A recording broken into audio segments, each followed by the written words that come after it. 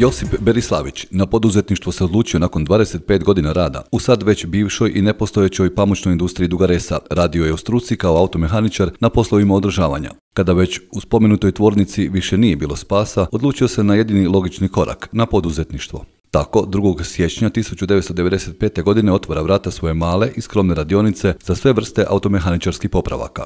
Moral sam biti poduzetnik kad se pamučna raspala, moral sam krenuti u neke druge vode. Nisam imao izbora, moral sam krenuti bez obzira na ishod toga svega. Eto, završilo se tako. To je bilo davne neke 94.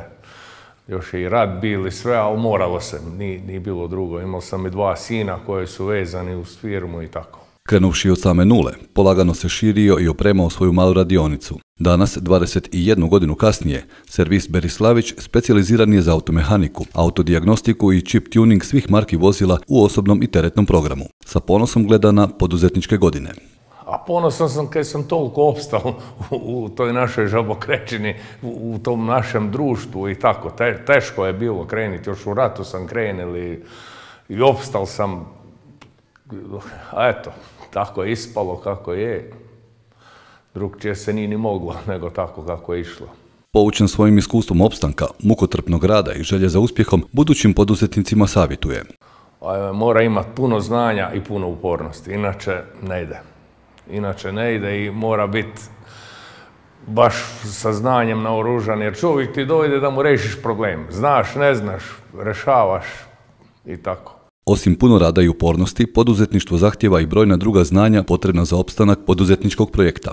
Da popraviš auto, to ti je jedna stepenica, onda druga ti je stepenica, moraš se u to društvo, u te zakone, u 100 čuda se tu izrodi i to se s godinama uči i onda na kraju ispadne tako kako ispadne, ali mora se u svemu tomu plivati, inače.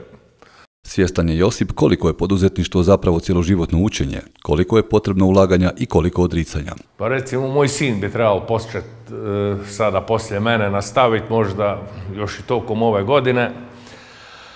Stalno ga savjetujem, uči.